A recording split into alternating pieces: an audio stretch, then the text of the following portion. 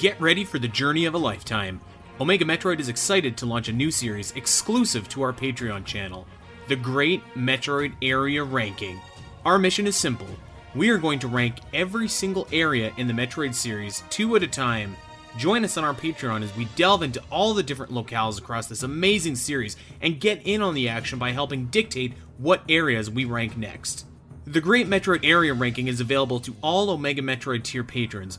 Join us on this incredible adventure and help us decide for the final time which Metroid area is the greatest of them all. OmegaMetroid.com's Patreon is the home to the Great Metroid Area Ranking, ROM hack reviews, the Spiteri Show, and so much more. Consider signing up today, and see you next mission.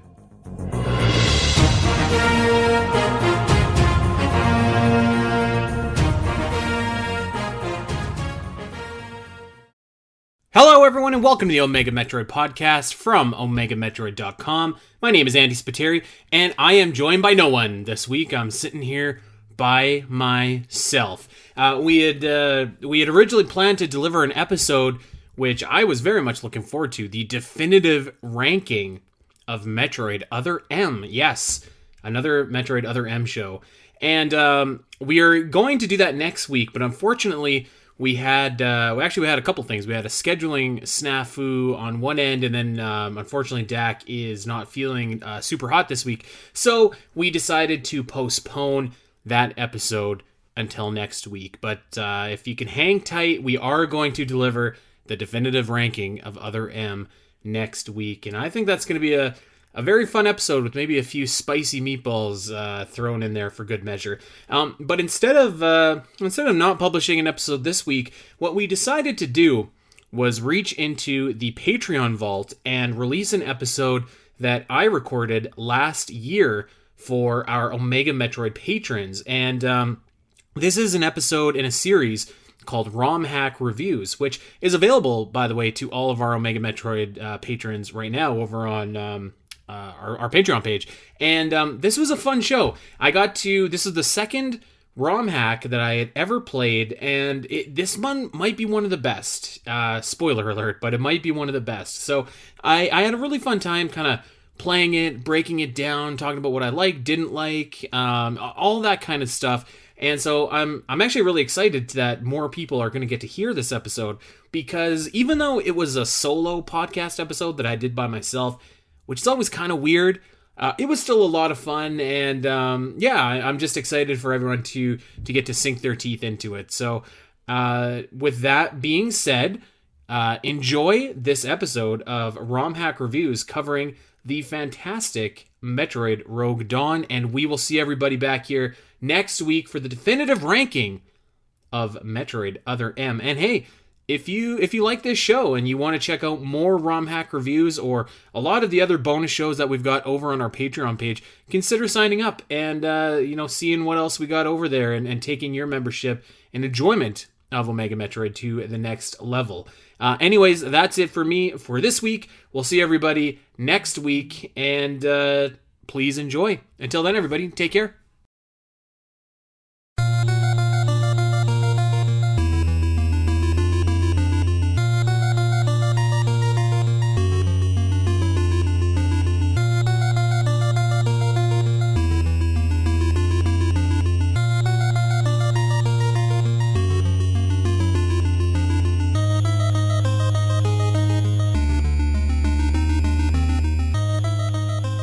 What's up, Omega Metroid patrons, and welcome to the second episode of ROM Hack Reviews. I will be reviewing the excellent, I might add, the excellent Metroid Rogue Dawn, which is a ROM hack of NES-Troid. But before I get there, I just wanted to once again thank everybody for their patronage and for subscribing and for checking us out and supporting us over on patreon.com. It really does mean a lot. And one cool thing that happened after last month, where Super Duper Metroid was the first game that was on the docket for ROM hack reviews, is we actually got one of the creators, Daltone, who signed up for Patreon and was able to provide some cool Easter eggs, such as we briefly talked about last month the one guy that was deep down in the lower depths of like the remix Norfair that said don't go into Torian without the morph ball. He actually told me that you can get into Torian without the morph ball, which seems like a crazy hard challenge. And also another little Easter egg that the asteroid game at the beginning, depending on if you shoot any boulders or not, it actually changes where you land when you get to the planet Zebes. So there's a few other things. So lots of cool other Easter eggs with that, and we might follow up with that sometime in the future. So just wanted to thank Deltona and of course thank everyone else for the patronage, and we're gonna have a good time this month, because this was, how last month I was saying that like Super Duper Metroid was awesome. But I think that the way that I had described it was like you hear a song and then it's remixed, and that was kind of what Super Duper Metroid was like. So Metroid Rogue Dawn isn't a remix so much as like a better analogy would be like it's a cover of a song by a completely different artist in a completely different genre that takes like the foundation and the building blocks of said song, but like completely reimagines it, because this is something completely different. And before I get into talking about the game, the areas and the items and all that stuff, I just like, I gotta tip my hat again to these creators that make these games, because it's so, good God, it's so like mind-blowing to me that that these games are this good, and they're just made by like people that aren't professional video game developers, who very easily could be, and they're just doing this because they love it. So this was my second ROM hack. I feel like I'm a little bit more getting my feet on the ground in terms of what to expect and what to look out for. And this was very impressive. This I do have some nitpicks here and there, but this is a very, very impressive ROM hack. And so I want to give shout out to the authors of Metroid Rogue Dawn, and they are Grimlock, Optimon, and Snarf Blam. I don't know if I got Snarf Blam's name right, but these guys, and Grimlock is actually someone that we'll be coming back to a couple times, because he has a couple different Metroid hacks. So dude is obviously a legend, but the whole team absolutely brought it and made a really fantastic Metroid game. So yeah, this was released back in 2017, which is actually kind of strange, because I feel like I've been hearing about this game for like a long time. And of course, like, once I started Omega Metroid, the podcast, I got a little bit more involved in like the Metroid community and the Metroid like scene, I guess, if you will. But I feel like even before that, like, I feel like I had heard of Metroid Rogue Dawn. So this one was actually the one when I originally envisioned doing like a series that was focused on ROM hacks and stuff like that. This was actually the one that I had in mind. I was actually thinking of doing like a regular podcast episode about this way back when. So I'm glad that we finally get to cover Metroid Rogue Dawn, because this is, I don't know, maybe not the granddaddy of them all. I'm sure there's older ones and more celebrated ones, but to me, this is always the one that I immediately thought of when I thought of like a Metroid ROM hack. So that being said, let's get into the game. And I think that the way that I start all of these games is just on like the borderline, like, how does this look? How does this feel compared to the original? And so obviously this is a game that uses the NES Troid engine and physics. And that's very important, because it's the physics, like there's a certain way that you jump in Nestroid that is very distinct. And people kind of like to say that Super Metroid is a quote unquote floaty game. I've seen that around a lot, but nothing is as floaty as Nestroid.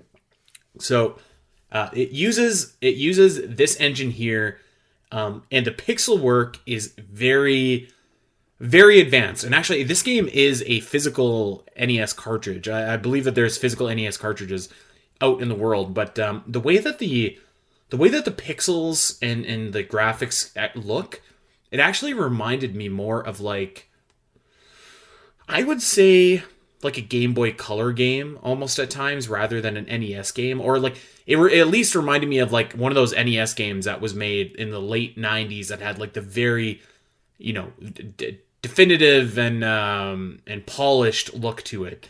And of course, obviously, this is a game made many, many, many years after the NES's heyday, so there is a lot of time to to optimize those assets and stuff like that. But the fact that this game looks as good as it does, I think, is a real achievement. And there's a lot of stuff in this game that it's not stuff that I remember seeing in a lot of NES games at the time. Like for example, in the original Metroid game, there's a lot of like black empty space behind Samus and behind the immediate tiles and platforms in front of you, and that actually kind of adds to the aesthetic. And there is that in this game as well. But what there also is like a lot of detailed other parts of background and stuff like that, and a lot of like moving things on the screen. For example, you'll get into a couple areas here that actually have like rain coming down, and it looks really spectacular. And off the top of my head, I don't really recall a game on the NES that kind of had that like always constantly moving presentation to it. I can think of like short cutscenes, but when it comes to actually like moving and playing and jumping, I can't quite picture a game on the NES like that. And admittedly, my NES game knowledge is pretty low. It's probably the lowest of any major Nintendo console, actually. But still, I can't think of anything. So I think that the game, the way that it's presented, the way that it runs, is extremely, extremely well done. And actually, one thing about this game, which is also very impressive, is that there is never any slowdown, which is kind of cool. Because like you play the original Metroid, and there's like always areas like if there's too many enemies on the screen, you've got the game kind of grinds to a halt, and it takes a little bit, and it chortles, and it chortles, and it's a little bit slow. So there's none of that in this game, which is great. The sprites for the actual characters and stuff like that look awesome. I'm a big fan of Justin Bailey, like the sprite of Justin Bailey, and your main character Dawn is basically the Justin Bailey sprite with like a few tweaks here and there. So the sprite work looks awesome. There's some Super Metroid-y sprites in this game, which we'll get to in a sec. In fact, the one of the first sprites that you'll actually see is a space pirate up in the space pirate ship, and it's kind of been like de-resed to be an NES sprite, which is very, very cool. What I'm driving at is like the physics of the game are familiar to any players that have played NES-troid. The graphics of the game and the performance of this game are undoubtedly superior. So it's kind of like the best of both worlds, where it does have that like really old classic style of presentation. And when I say old, I don't mean like dated. I mean it looks like a game of its time, which was obviously the intention. But it looks really good. And as we'll talk about here in a second, another thing that really helps this game stand out as well is like all of the worlds, the areas, a lot of it is just like original sprite work, which really does help it, kind of stick out as well. One thing about this game, which is also a little bit more of a modern tweak, and it's a lot nicer, is that while it doesn't have like save stations in the way that other Metroid games, later Metroid games would. You can still pause your game, save your game, and it's a lot easier than inputting a password. Now, granted, if you're playing this game like me on an emulator, you probably just use save states, so you're probably not really taking advantage of this feature, or the save states don't really work. But there actually is some advantages to the in-game save system too, because like if you're way deep in like in a part of the planet and you save your game, you'll actually go back to the start of that area, like the elevator to the area, which is a little bit nicer. It's kind of like a faster way of back travel, if you will. And I took advantage of that a few times when I was playing. So yes, did you save states, but it does have a save system of its own, which was far less cumbersome than the password gimmick of Nestroid. So which is very cool to see. So still kind of walking that fine line of walking it successfully of being a nice homage while also having those modern implementations of things that we know that work really well for modern games. So let's talk about the areas in this game, because I think that this is the most impressive thing to me. So when we talked about Super Duper Metroid, we talked about obviously all the rooms and the puzzles and the layout was different. You were still in Meridia, you were still in Norfair, you were still in Brinstar, etc., etc. And I think that this game, that was kind of my expectation, and I think it probably will be my expectation going forward. But one thing that I was really impressed with this game is that it created like brand new areas, essentially. Like every area is brand new.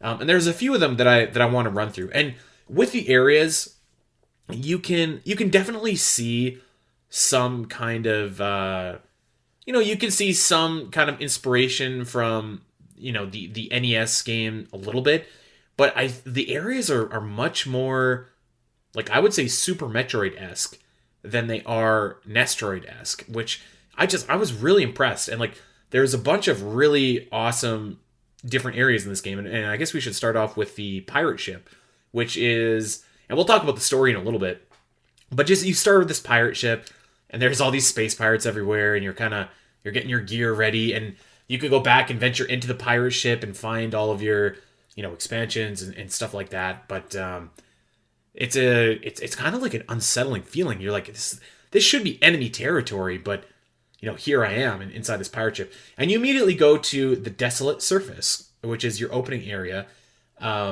which is a very, like, I think that right away, like, the Desolate Surface is very striking in that you can see like the ground is not flat. And that might sound like weird or dumb, but like in Nestroid, everything is either flat or it's vertical. And in this game, there's lots of like really small kind of crevices and like bumps in the road, and nothing is completely flat. And you can see that right away in the Desolate Surface, and it's got these really winding kind of small tunnels for you to go through. And that was my first area when I started in the game. And then I made my way into the underwater caverns, which is, as the name implies, it's the water area. And you are definitely going in this area so there's no such thing as a gravity suit in Metroid Rogue Dawn.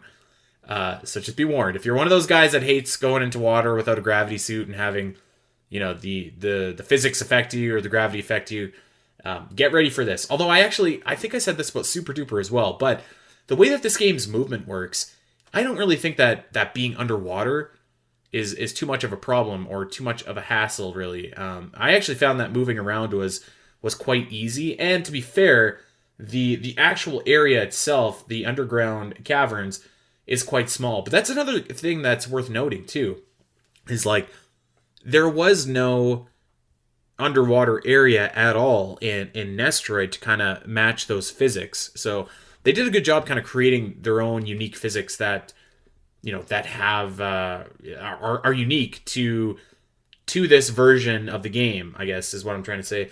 And there's a couple other cool areas too. I think my next place that I went to was it was called the Federation Science Ship, and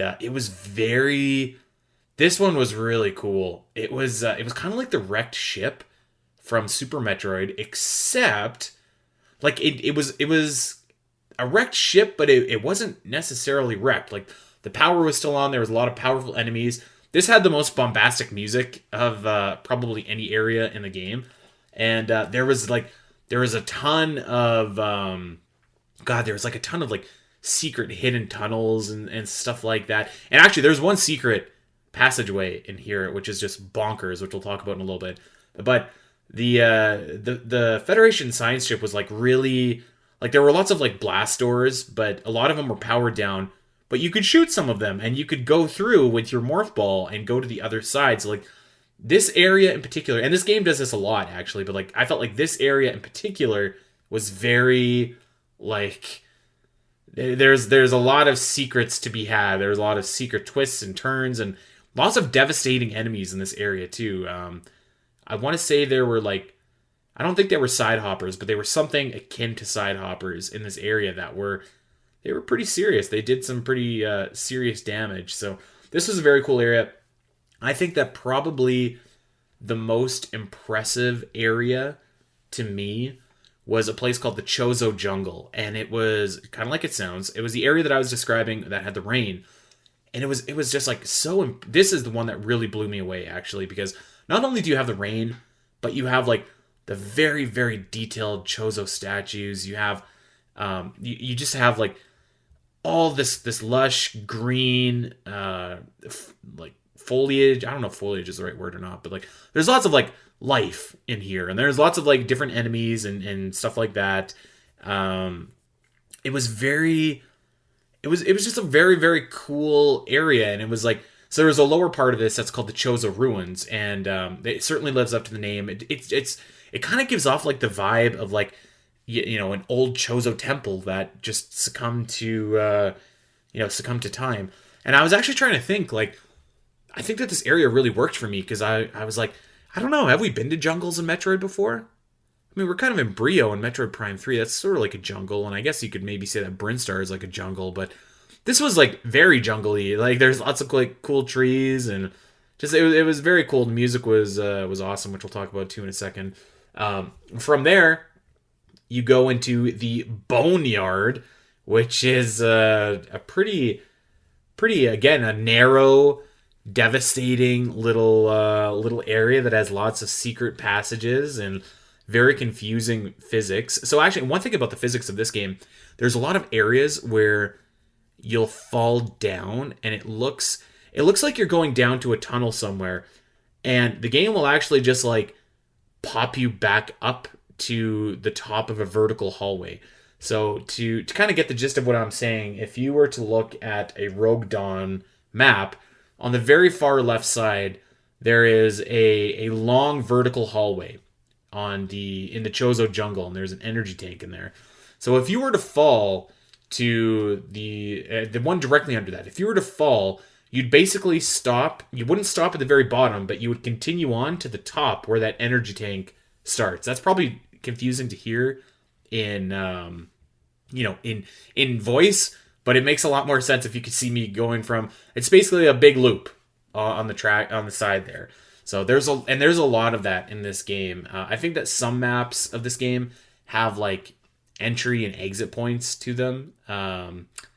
So there's a lot of that. But yeah, the Boneyard was cool. That was kind of like your area that serves as like the final area before you go into the final, like it was kind of like the lower Norfair of the game, where it's like this is the final place that we have to go to before we can do the final boss.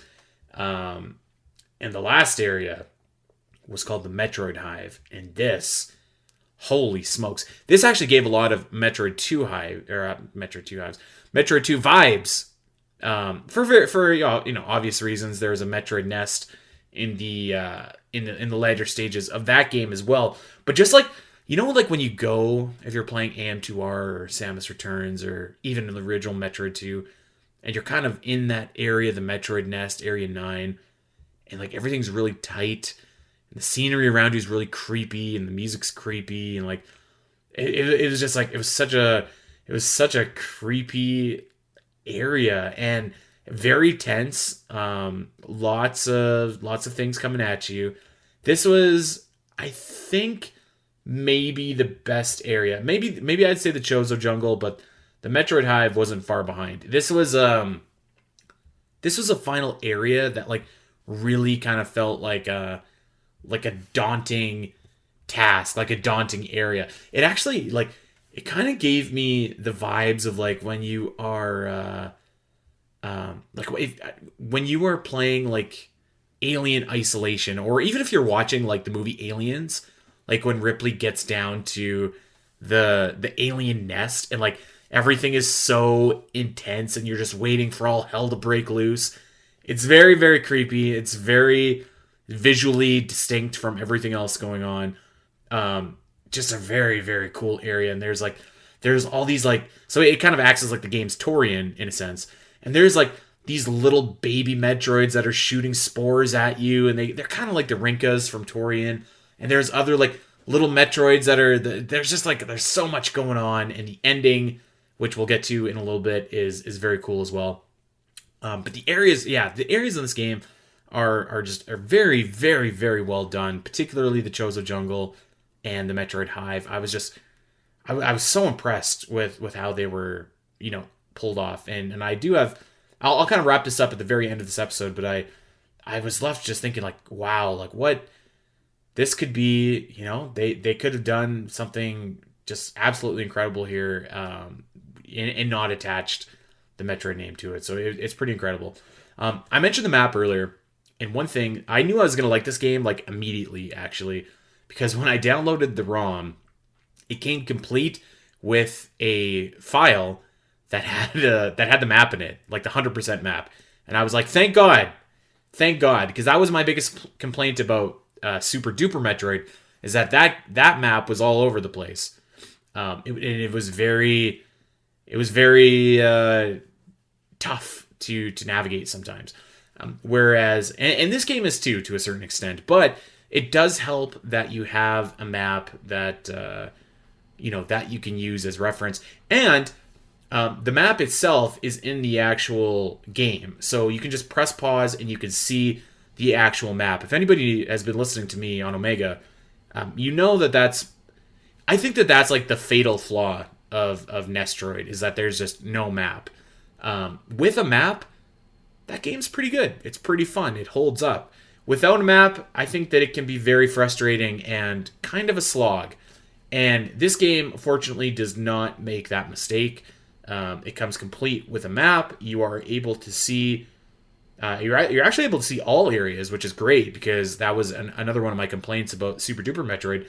Whereas this game, I mean, obviously the map is smaller because it is the game itself, the map space is smaller, but you are able to see everything. You are able to look anywhere that you want to, which is awesome. So there's no actual, kind of like the last game, there's no indicators on the map itself about where some items are, particularly expansions. I do think that there are indicators for where like the big expansions are, or the big not expansions, like the power-up items, for example. Like there is a place that'll show you where it won't show you what it is, but it'll show you that there's a dot here, and that means that there is there is an item that you're going to want there. So like if it's the high jump boots, if it's the screw attack, whatever, it does show you that there is something there, but it doesn't have like any indication of where like your missile tanks are, your energy tanks are, etc., etc.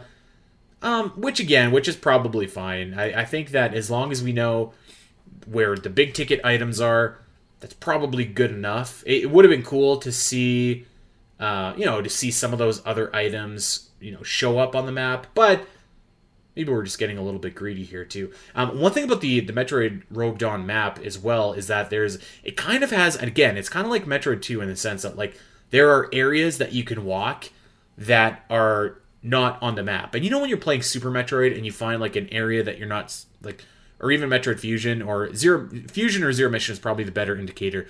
When you find like a secret area, the map will be green instead of blue. So this game, you just like walk off, like you're walking on nothing. So if you went to Google a Metroid Rogue Dawn map, you would see the map, and you can see, for example, there's like an energy tank that's just kicking it in the middle of the page. It's not in any area. It's just a white blank spot, and it's up to you to kind of find out where that is and how to get there. So this can be frustrating, and I can see that, but I also do have some kind of like nostalgia for that, because I remember playing some games on like my OG Game Boy or whatever that like, you'd have to like jump up and kind of get on top of like the screen, and you'd walk on top of the level like off screen to like a secret ending. So this I feel like was kind of a nice little homage to that. But yeah, I mean, the map overall is really awesome. I think that one of the key ingredients for making a good Metroidvania is to have a good map. And I wouldn't say this is the best map I've ever seen, but it certainly does the job better than no map. Did the job in Nestroid. So very good to see that. Soundtrack, my God. Speaking about ingredients needed for success in a Metroidvania, this game sounds awesome, and it's all original music.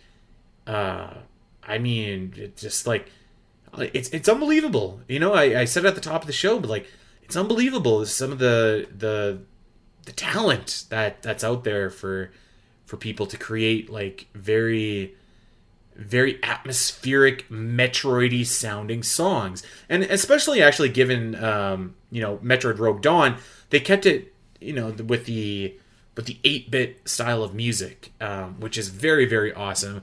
The Chozo Jungle, I feel like the music really stood out to me, which is probably why the area stood out as well. But like I said, the Metroid Hive is really good. There's a cool remix of Lower Norfair for the Boneyard, and as far as I could tell, and I could be wrong, I think that was the only remix of the bunch, and the rest was like just new music. And the remix was new music as well, but it just obviously took inspiration from the Lower Norfair song. But yeah, just a really really great soundtrack overall. Like, sometimes you're playing NES games and like, some of those 8-bit songs can kind of be a little bit annoying or like too chippy or something like that. I never had that experience playing this game. I would say that maybe the music in the Federation space vessel is more bombastic than some of the other music. It's not as atmospheric or creepy. It's kind of it's almost like more of a Mega Man song, but again, that's not really a bad thing at all, because that area was really kind of like a Mega Man level, so it definitely fit. So just, yeah, really really awesome job on the music. And kind of let's move on to one of the areas that I think that this is the area that I saw the biggest critique for Metroid Rogue Dawn. And I don't know, I don't know if I necessarily share this critique or not, but let's talk about the story. And one thing that immediately struck me when I was playing is how much this game uses like text to tell a story. And what I mean by that is, like, you'll enter a room and you'll just see like a message. So for example, it'll say like, General Ridley demands that you grab the Metroid DNA so that we can use them for weapons, or like something like that, right? Or like even something like weapons lab this way, or like just these text box in the background.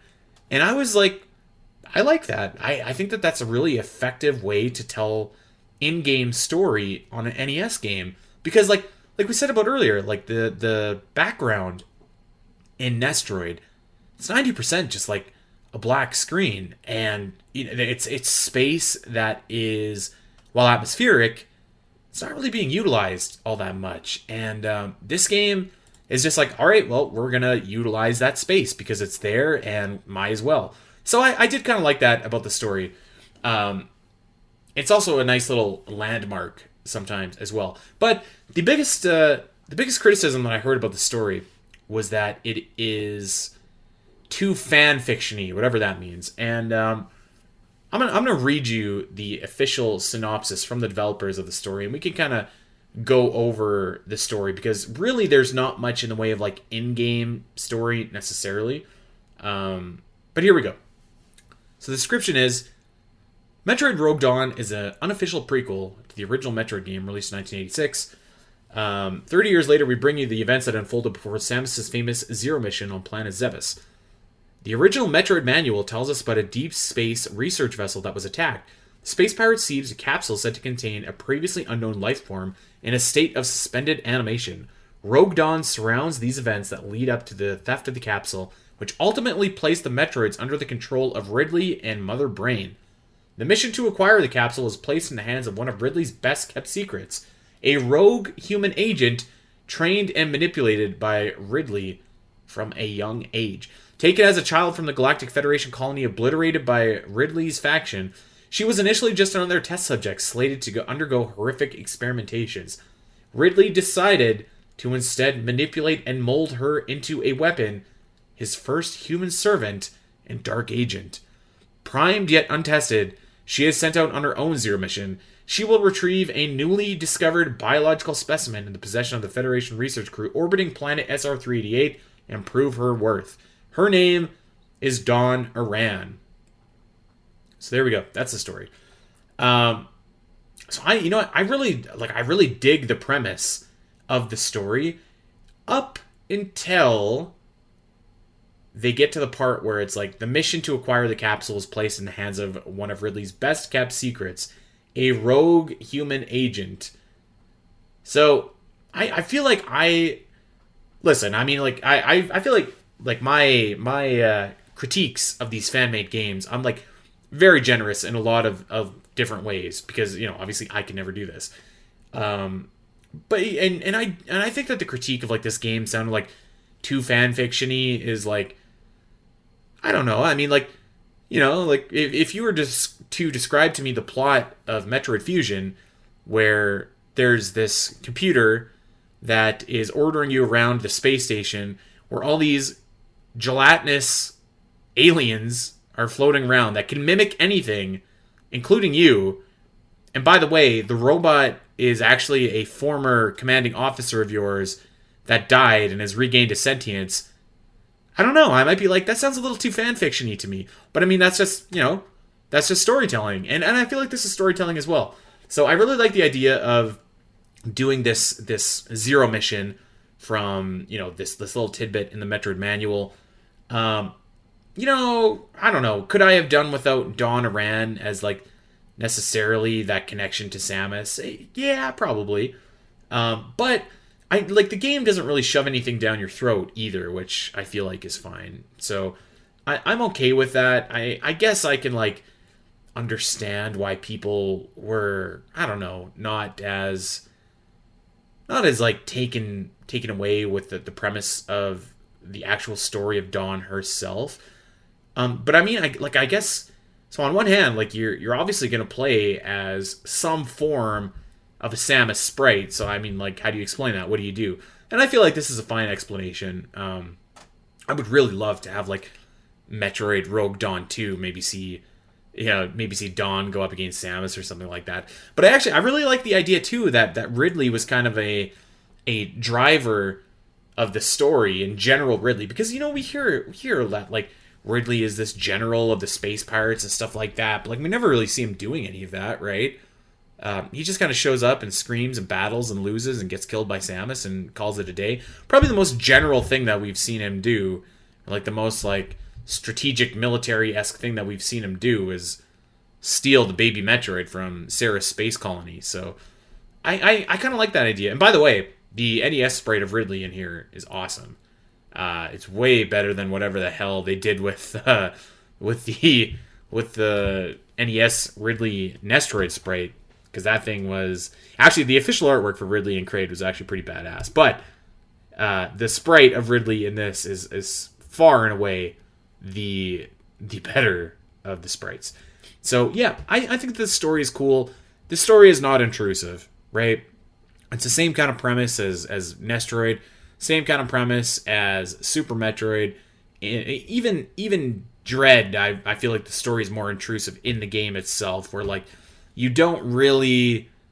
Like, you could follow the story, that's great. You will find the capsule. You can actually talk to some Federation troopers. One of the great moments of this game, actually, is, like, after you beat one of the bosses, you go in and you talk to a couple Federation survivors, and they're like, please don't take our energy tank. We need this to survive. And, of course, you immediately take that energy tank. It's awesome. But, yeah. I think that the story is inoffensive enough. If you don't like it, you certainly don't have to engage with it. And I feel like that's fine. It was certainly good enough for me. So let's talk about the items of this game. You start off with a morph ball, which is actually quite nice, and there's all of the standard items that you would expect to see in Metroid Rogue Dawn. Pretty much every single item from Nestroid comes over, but with a few tweaks. So I was screaming, I was cheering, I had tears of joy when I discovered that in this game, the ice beam and the wave beam stack, which may not seem like a big deal, but god damn, I hate that about Nestroid, that you have to pick your beam, one or the other. I was playing AM2R on stream the other night, and that game does the same thing, and I was also pumping the tires of AM2R for doing that. Just let me stack my beams, man. Just let me stack my beams. That's all I want to do. And this game allows you to do that, so it's awesome. And one extra item that... actually, there is a few extra items in this game. One extra item is the spring ball, which I've said it a million times. I'm going to say it one more time. The most underrated item in Metroid, the spring ball is. The movement of the spring ball is so fantastic, and it allows you to move around, particularly in this game, because there's a lot of like those hidden passages and tight corners and stuff like that.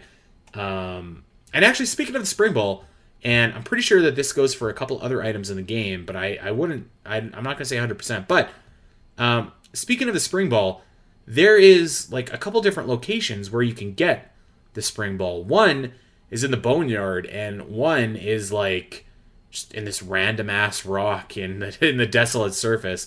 So I think that that's kind of cool too. And the map does update to kind of tell you that, like, cause, you know, as I said, the map will show you a dot where there is an important item like the spring ball. But if you happen to find it in one of these hidden locations, which is not marked on your map, it'll at least take away the dot so that you're not going to the other area for no reason. I can tell you that from experience because I did go to the other area for no reason, even though it didn't have a dot on it anymore.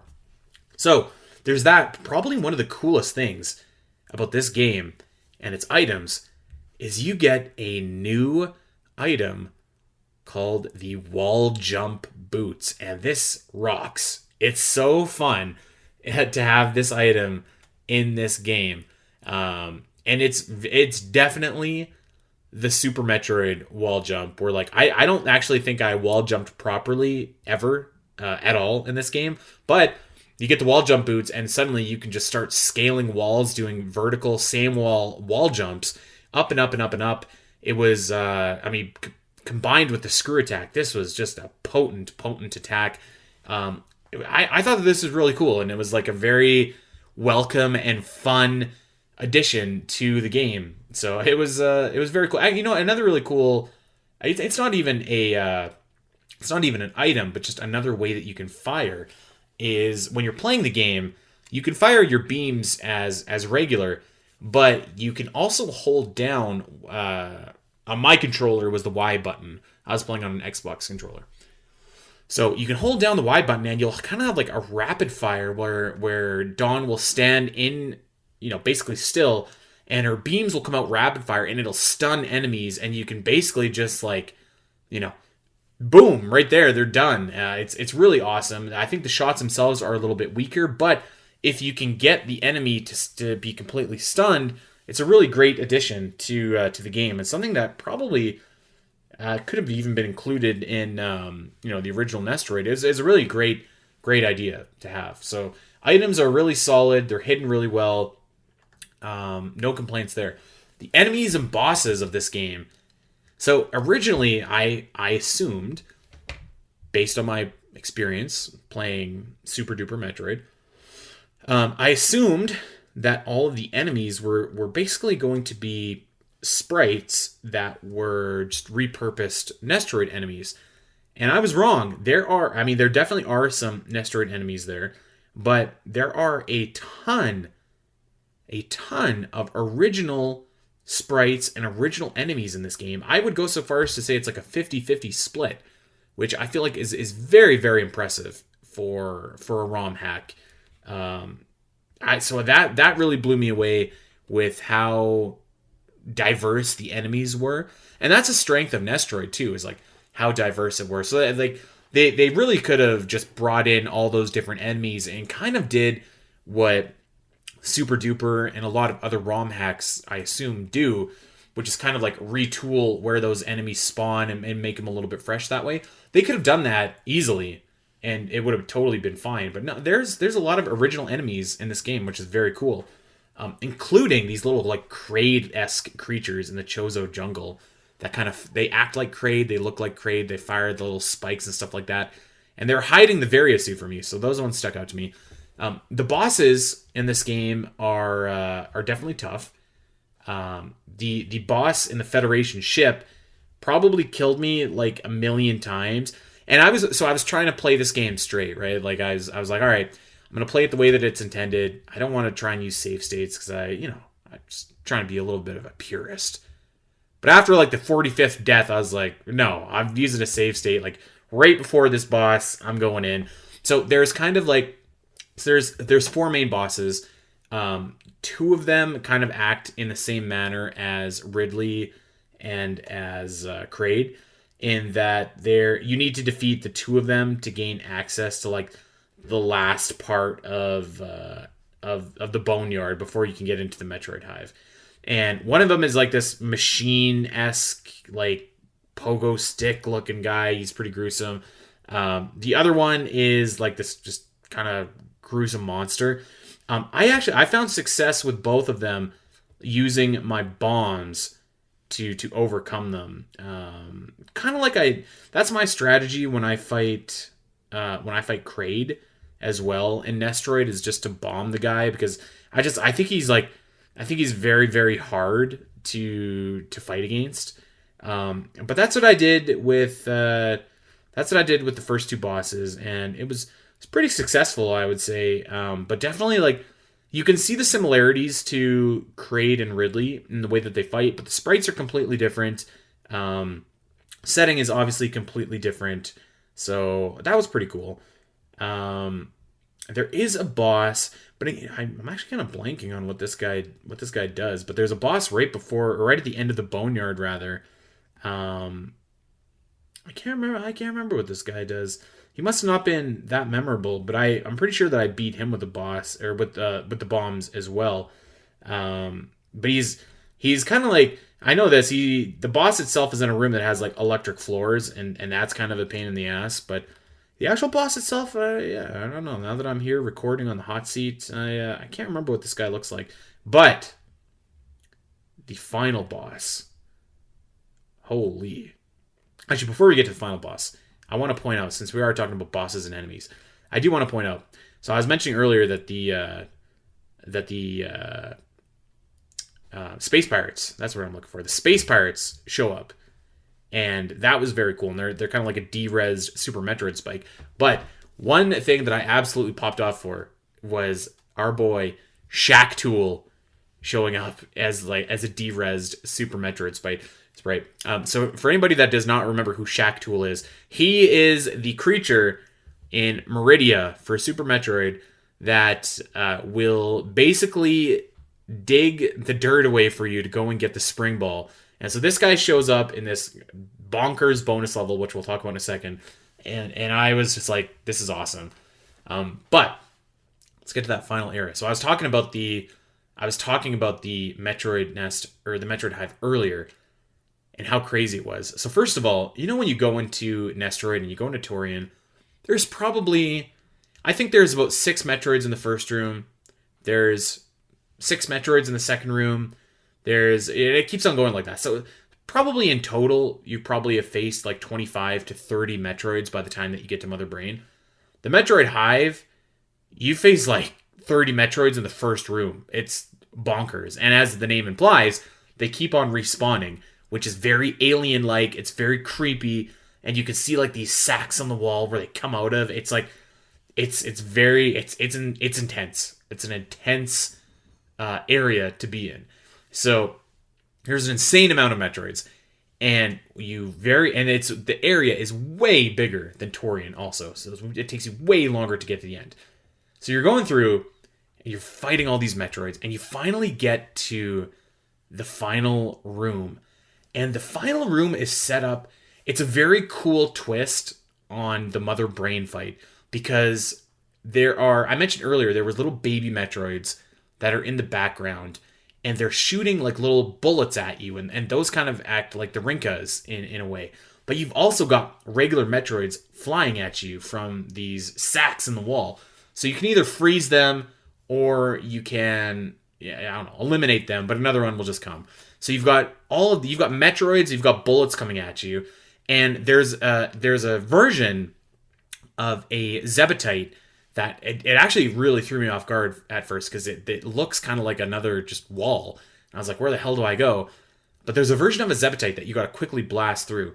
And you do this a couple times as you do in the Mother Brain fight. But in this one, so you're avoiding the Metroids, you're avoiding the bullets, you're getting the Metroid-esque Zebetites out of the way, and you get to this rocking, like, giant Metroid. And so, you know how Metroid 2 has shown us the evolution of the Metroids and stuff like that, and we know what that looks like, and we know that, you eventually you evolve into a Queen Metroid, whatever. This, you get to the final Metroid, and it's just like, imagine Mother Brain's tank, but it's just like a big Metroid. It's very, very cool. I'll attach a picture of this final boss to the post here, but like, it was so unreal, like seeing this gruesome big Metroid, and you have to go and like you fight it actually in the pretty much the same way that you fight Mother Brain, where like you have to damage the outside core of it, and then you can shoot the inside, kind of like where like the guts are in like a regular Metroid, or like the couple like little the nebulous, I don't know, I guess if you want to call it that. So you pump it full of missiles, and eventually the Metroid will fall, and the game will get you into its escape sequence. But this was such a cool like fight. It was challenging. It was damn challenging for sure. But it was just like, it was very atmospheric. The Metroid sprite itself looked very creepy. And by the way, actually, I forgot to mention this earlier, but there's like Metroid art hidden in this world everywhere. So like sprites or rocks or something that are set up to look like Metroids. I'll try and attach as many pictures of this as I can, but it's just like, it's super cool looking. This fight was so awesome. And then we have the escape sequence, which I would say is like, it's like a top 5 Metroid escape sequence that I've ever been a part of. It was very cool. So like, basically the Federation has landed, so you got to hightail it out of the planet before time arrives. And in the Nestroid escape sequence, it's pretty pedestrian. You don't have to try very hard to make it out of there. This one, man, they're just like, you better run your ass off to get off this planet before the Federation comes and finds you. There's all kinds of obstacles, all kinds of like small tunnels, stuff like that. I was like on the brink of death. There's enemies that you have to contend with as well. You don't have anything like a hyper beam or anything like that. You're barely hanging on. So it was an awesome escape sequence. You know how like an average experience can be really boosted by a good ending?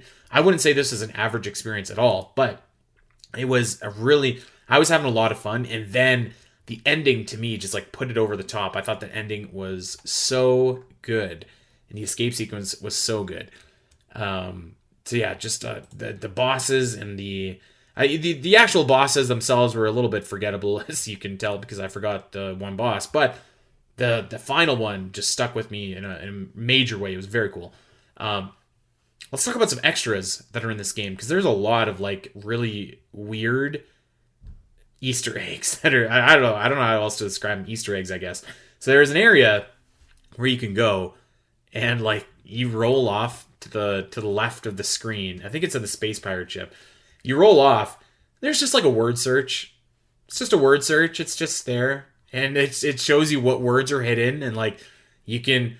There's no way for you to actually like, write on the screen, obviously, or anything like that. But you can do that if you want. And I was like, okay, that's kind of fun. There's the Shy Guy area, which is kind of fun with Shack Tool. And he shows up and you do your thing with Shy Guy, and once you beat Shack Tool, you get an expansion, which is cool. But the most bonkers thing, and I shared a picture of this in the patron chat, which I think some of us were just like, what the hell is going on? There's like a full-on like Super Mario Bros. Level hidden in this game in the Federation spaceship. And this level's hard, man. This level is like really hard. There's bullet bills flying at you everywhere. There's it's kind of fun because, like, you know, in Mario, if you fall and you miss a jump, you fall and you die. So this one, if you fall in between where there's no ground or whatever, you don't die, but you take damage as if you were standing in lava, which I thought was a really nice touch. So yeah, there is a purpose to this too, because there's an energy tank hidden in this Super Mario Land world, but it was so bizarre and so weird, and like just kind of shows you the the good things that you can do with a ROM hack like this, where you can be a little bit silly, you can be a little bit adventurous. So I thought that it was really cool. New Game Plus will give you a dark power suit, which looks badass. You look like Dark Samus, actually. It looks very, very cool. So yeah, overall, to wrap things up, this was like a really... I thought that I knew what to expect after playing Super Duper Metroid, and this kind of reset my expectations once again. I was very, very impressed. I kind of mentioned it earlier, but like I'm thinking of the guys that made this game, like Grimlock and Optimon, Snarf Blam, and I'm like, these guys could have like easily released this game as a video game for profit, for sale. If they would have tweaked like and got rid of the Metroid references, which I don't think would have been like that hard, you could have released this game and sold it. And the fact that like, and I think it's good enough that people would have bought it, people would have responded to it, and I think it probably could have made them some money. And the fact that they just made this for free and put it out there for free for people that love Metroid to play is, to me, it's just like so impressive. It's so impressive that these guys did this. I think that this was really, really, really strong, which is great because I wasn't doing this series expecting to praise every single game. I was going to be easy on the games because, of course, you know, it's a fan project and it's a labor of love, etc., etc. But I didn't expect these games to have the high quality that they do. And granted, I did pick two of the games that I had heard, you know, were kind of the pinnacle of Metroid ROM hacks. But still, I was super, super impressed with this game. Ended up with a final time of 3 hours, 55 minutes, 49 seconds with 65% item completion. It's not too bad. And actually, that's pretty consistent with the stats that Metroid Construction gives for this game. I actually did it almost exactly. Metroid Construction says that the average time is about 325, and the average collection is 66%. So I did worse than both, but hey, not that much worse. Definitely go out of your way to check this out. I was really, really impressed. I thought that they did like a really, really great job with this. And again, just, you know, this could have been a full-on Metroid game, or just like a full-on video game if they would have chosen to. And the fact that it's a fan-made Metroid game, I think is like, just, again, so impressive. So, given this one, very high recommendation, very high marks. Go and check it out. And yeah, let me know if you play it, if you like it, if you... and actually, let me know if you have any recommendations for the next ROM hack review. I have a couple games picked out, but I'm always willing to, to juggle the lineup a bit. And I think that the next one that I picked is very different than one that we've done so far. So I'm excited for that one. But that is going to do it for this episode of ROM hack reviews. Just want to extend a big thank you to everyone once again for checking us out on Patreon. It really means a lot to me that you guys are here and listening to this and digging what we're doing. So I hope that you dug this episode. I really dug this game. Again, can't recommend it enough. I'd love to see if you guys want to play it and let me know some of your thoughts and stuff like that. And yeah, keep if you got a recommendation for a ROM hack, let me know. I was thinking maybe even, I know the series is called Metroid ROM hack reviews, but maybe a couple months down the line we'll slip a Zelda ROM hack in there too. You never know. Maybe just to spice things up a little bit. But that is in the future. That will do it for episode 2 of ROM hack reviews, everybody. Thank you very much, and we'll see you next mission. Take care.